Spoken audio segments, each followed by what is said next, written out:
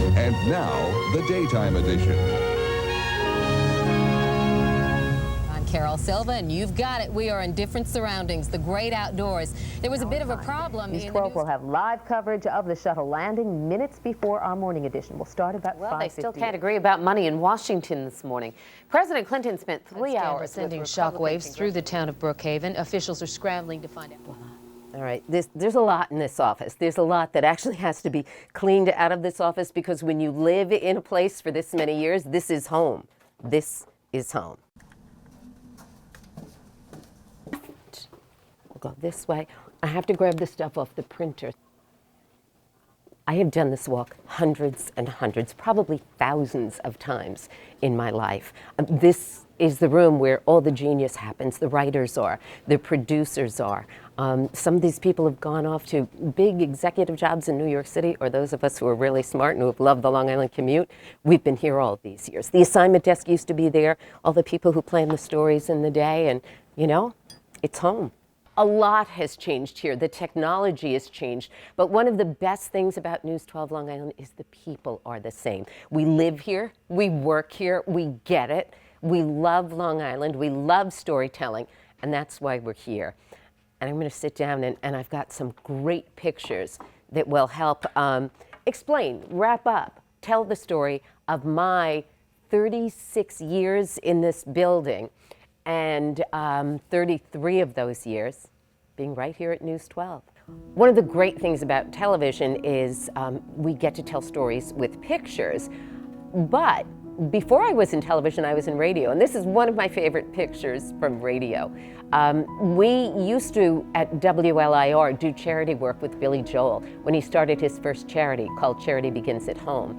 And we auctioned off some of his personal possessions in a place in Baldwin. I raised $1,100 by actually auctioning off the sneakers that Billy wore on the album cover of 52nd Street. And it was terrific because it went to feed the hungry and the needy of Long Island. And it was awesome because I've had this picture to go with that day all these years.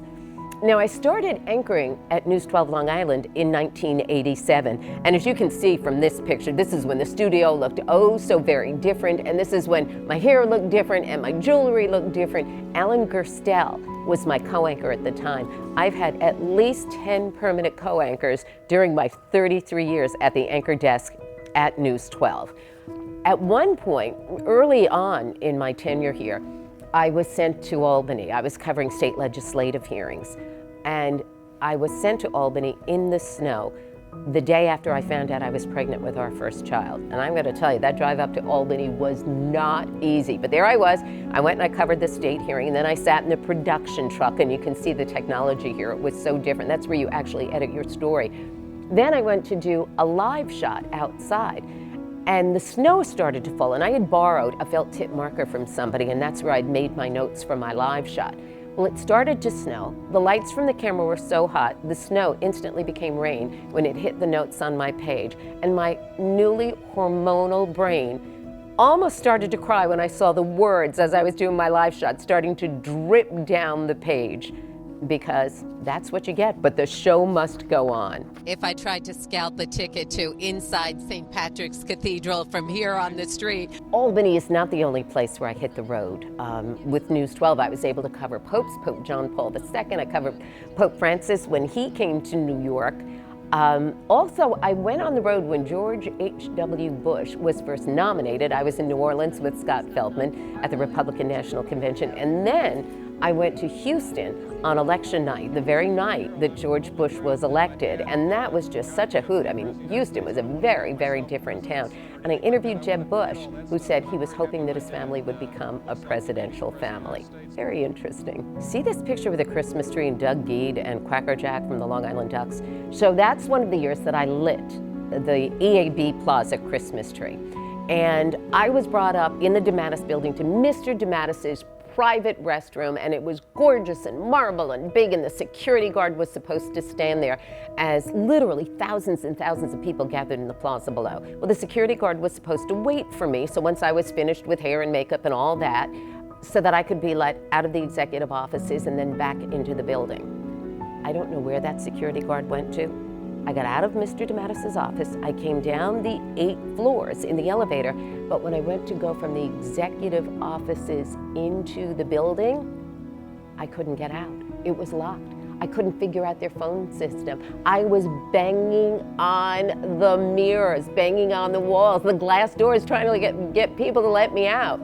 I finally hit enough buttons on that phone where I was able to reach my husband, who did have at that time our family cell phone, and call him. I made it out there to the tree lighting through that crowd with about 10 minutes to spare. Well, it's official. All that weather on Monday night, in particular in the East Moriches area, it was indeed a tornado confirmed by the National Weather Service. Well, it's been more than a week now since Oliver North was sentenced, but the controversy seems to be just beginning. You know, if Charles Dolan had not invented the concept of cable television with Manhattan Cable and had not come to Long Island and created Cablevision, I would not have been able to raise my children 12 minutes from work. I have had the most full and wonderful television career with that. And I still hear from Mr. Dolan routinely. He really changed not just my life, though. He changed the lives of so many Long Islanders because he created the idea of hyper-local news. People thought we would never be able to tell news for 24 hours a day. Well, guess what? We've got 3 million Long Islanders and a whole lot of stories to tell. I've had 10 anchors, co-anchors over the years, but the one who has been with me the longest is my sister, my work wife, Elizabeth Hashagen, who has sat along me for 16 years. And this is one of my favorite pictures of Elizabeth and me at the Emmy Awards, the year that we both won Emmy Awards. The great thing about this morning team, and the reason it works with Elizabeth and Elisa and Rich, is that we don't compete with each other. The 4 of us work to make each other better, and that is just magical. But that leads to this. A couple of years later, 2 years ago, Elizabeth and I sitting on Santa's lap. You tell me, who do you think is naughty and who do you think is nice? I'll give you a hint. Elizabeth is naughty. Just saying so you know. Now, my first long-term relationship was with Lee Tyrell, and Lee is still one of our closest friends in the world. I say our because in my house, Lee is Aunt Lee.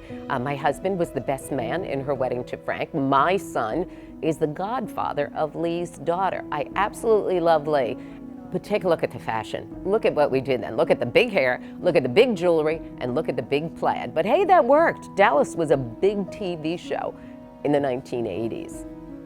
How do you like this outfit? Yeah, I've gone bananas with Elizabeth more times than I can remember. Elizabeth had this great concept years ago, we've done it every year, where we try in different costumes and the viewers get to vote on what costumes we're gonna wear on Halloween. And there's really nothing small about Elizabeth, but in this picture, I'm the banana, she is the minion. I could not have done this job without, of course, the backing of the people at home. And here's my family all grown up. You know, we say we live here, we work here, we get it. We go to Lewin's tree farm every year in Wading River and cut down our Christmas tree. 2 years ago, we got a great tree.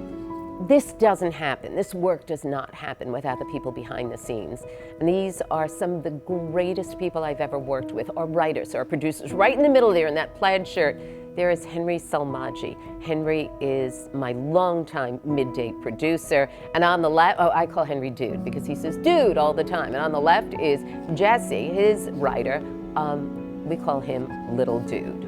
I love the opportunity to go out in the community all the time. And early on, in my first year or two, I was doing charity waitressing with New York Jet Greg Buttle as he raised money for the community. I have to tell you, that was one great day. You should know the doctor is in the house. In 2018, my alma mater, New York Institute of Technology, handed me an honorary doctorate, they said, for my long career and for my community work. But what I loved about that was, after all my years in rock and roll radio at WBAB and WLIR, they offered me the opportunity of driving into the Nassau Coliseum through the truck tunnel and walking the back way up before I spoke on the stage in front of 15, 16, 18,000 people, whatever it was. I did the commencement speech as well, which was a stitch. But there I was, going through the truck tunnel of all those rock and roll bands and standing on that stage where so many of my rock icons had gone before. Okay, you see this picture with Aaron Colton? Aaron is obviously taller than me. I am so short that there have been times that I've had to stand on what we call an apple box here so that I would be the right height of the camera. Love that, Aaron. Speaking of love, this day, this man came into the studio. You see this picture? This is Davy Jones. Davy Jones was the lead singer of the Monkees. And I could have asked him anything about his career, and this was a good 20 years after the Monkees were such a rock sensation, one of the first boy bands. But I started with this. I have to ask you, why, Davy, did you never select me for that date when I submitted to be your secret date on 16 magazine? And his response was, because I never thought you'd turn out like this. He was so great. And that is just a small slice of my year here. Listen, anybody, who's had a career of 33 years, and that's not so usual in television. I have a 44-year career from where I started in radio, 36 with this company, and 33 here at News 12 Long Island. And I will miss sitting behind this desk every single day with Elizabeth Hashagen after we've done our makeup together in my office and we've talked about our kids and our families and our lives, and then we come here and we talk about, the kids and the families and the lives of Long Island, and Elisa there and Rich here and Aaron out in the field. I've been very lucky to be a storyteller for all these years, and this is a part of my story. You are very lucky that they are still going to be here to tell you the story of Long Island.